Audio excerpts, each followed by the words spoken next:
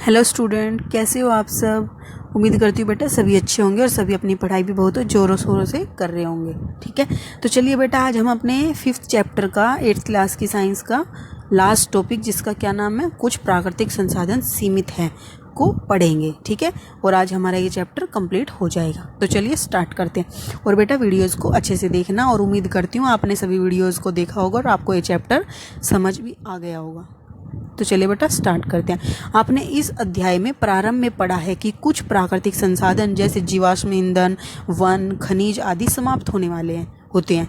हमने पढ़ा ही है बेटा, क्योंकि ये इतने अधिक वर्षों के बाद जाके तैयार होते हैं कि तब तक तो हम इनका इतना ज़्यादा प्रयोग कर लेते हैं कि इनकी क्या हो जाती है, आपूर्ति हो जाती है, यानी कि कमी हो जाती है। तो इसलिए क्या है, सीमित है। और अगले जो बेटा बनेंगे, तैयार होंगे, उनको और ज़्यादा वर्ष लगेंगे, हज़ारों वर्षों तक लग सकते हैं। आप जानते हैं कि कोयला और पेट्रोलियम जीवाश्म ईंधन है। जीवाश्म ईंधन क्यों है बेटा? क्योंकि हमें क्या होता है, ये मृत जीवों से, मृत वनस्पतियों से प्राप्त होते हैं, इसलिए जीवाश्म ईंधन है। मृत जीवों के ईंधन में परिवर्तन के लिए लाखों वर्ष का समय लगता है।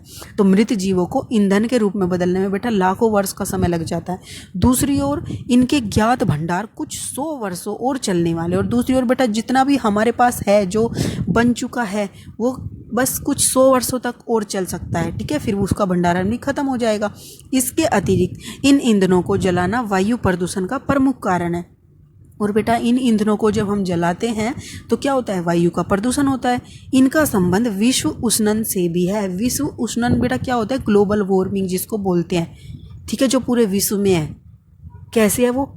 क्योंकि बहुत ज़्यादा औद्योगिक फैक्ट्रियाँ वगैरह चल रही हैं बेटा, जिससे क्या होता है, धुआं निकलता है, जो क्या होता है हमारे पर्यावरण में इकट्ठा हो जाता है, और जिससे क्या उत्पन्न करता है, गर्मी उत्पन्न करता है, और हमारे पेड़ पौधों के लिए, हमारे लिए हानिकारक है। तो वो क्या है, विश्व उष्णन।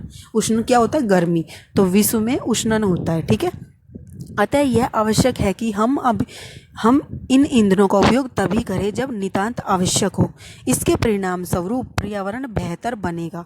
अगर बेटा हम इनका जितना हमें उपयोग हो उतना ही प्रयोग में लाएंगे तो ही हमारे लिए क्या है, उपयोगी है, साबित होंगे। ठीक है, इसके परिणाम स्वरूप पर्यावरण बेहतर बनेगा और विश्व उष्णन का कम खतरा रहेगा।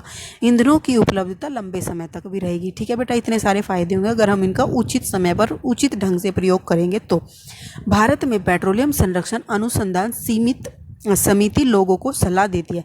तो बेटा हमारे अब ये भी बोल सकते हैं कि प्राकृतिक संसाधनों के उपयोग के बारे में या उनके बारे में कौन सी समिति है भारत में जो हमें सलाह देती है। तो कौन सी है बेटा, पेट्रोलियम संरक्षण अनुसंधान समिति, PCRA, ऐसे भी पूछ सकते हैं। ठीक है, देती है, क्या सलाह देती है बेटा, कि गाड़ी चलाते समय किस प्रकार पेट्रोल या डीजल को बचाया जा सकता है। और उसके क्या है बेटा, गुर, जहाँ तक संभव हो गाड़ी समान और मध्यम गति से चलाएं। समान मतलब बेटा एक ही स्पीड में चलाएं। ठीक है, और मध्यम गति से चलाएं। यातायात लाइटों पर अथवा जहां आपको प्रतीक्षा करनी हो, जैसे कि रेड लाइट हो गई, ये सब गाड़ी का इंजन हमें बंद कर देना चाहिए। ये सब तो बेटा आप ऐड में भी देखते हो। ठीक है, तो वो सब किसकी गाइडलाइंस होती हैं बेटा, वो होती है भारत का जो पेट्रोलियम संरक्षण अनुसंधान समिति है, वो हमें ये गाइडलाइंस प्रोवाइड करवाती है। ठीक है, यातायात लाइटों अथवा जहां पर आपको प्रतीक्षा करनी हो गाड़ी का इंजन बंद कर दीजिए। टायरों का दाब सही रखिए। और बेटा गाड़ियों में जो टायर होते हैं उनमें क्या होता है, जो हवा होती है उसका दाब भी सही रखिए। और गाड़ी को नियमित रखरखाव और सुनिश्चित की गाड़ी का नियमित रखरखाव सुनिश्चित कीजिए। ठीक है बेटा, तो बेटा ये टॉपिक हमारे यहाँ पर कंप्लीट हो गया, जिसमें हमें क्या बताया कि प्राकृतिक संसाधन सीमित है और वो सीमित क्यों है, तो हमें उसका प्रयोग कैसे करना चाहिए। अगर हम इसका प्रयोग ज़्यादा करेंगे तो हमारे लिए क्या हानि है। ठीक है, उसके लिए हमें क्या थी, जो हमारा बेटा पेट्रोलियम संरक्षण अनुसंधान समिति थी, उसने हमें गाइडलाइंस भी दी थी इस बारे में कि हम उनका प्रयोग कैसे कर सकते हैं। अब बेटा आपने इस चैप्टर में क्या सीखा, कोयला, पेट्रोलियम और प्राकृतिक गैस क्या है, जीवाश्म ईंधन है, जो कि मृत जीवों से और इन सब से हमें प्राप्त होते हैं। अब जीवाश्म ईंधन का निर्माण सजीवों के मृत अवशेषों से लाखों वर्ष पूर्व हुआ था। ठीक है, अब जीवाश्म ईंधन समाप्त होने वाले संसाधन है, क्योंकि लाखों वर्ष में जाके बनते हैं। कोक, कोल तार और कोयला गैस कोयले से के प्राप्त उत्पाद हैं, यानी कि कोयले से प्राप्त होते हैं। पेट्रोलियम के परिष्करण से पेट्रोलियम गैस, पेट्रोल, डीजल, मिट्टी का तेल, पैराफिन, मोम, स्नेहक तेल आदि हमें प्राप्त होते हैं। पढ़ चुके हो बेटा, कोयले और पेट्रोलियम के संसाधन सीमित हैं, हमें इनका न्यायोचित उपयोग करना चाहिए। न्यायोचित मतलब बेटा सही ढंग से और उचित समय पर और उचित मात्रा में हमें इसका प्रयोग करना चाहिए। तो बेटा हमारे यहाँ पर आपका चैप्टर 5th कंप्लीट हो गया है। उम्मीद करती हूँ बेटा आपको ये चैप्टर बहुत अच्छे से समझ आ गया होगा।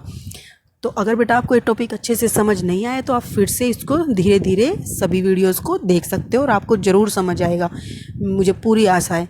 और बेटा अगर आपको ये समझ आ गया है तो इस वीडियो को लाइक कर देना। तब तक के लिए take care and thank you.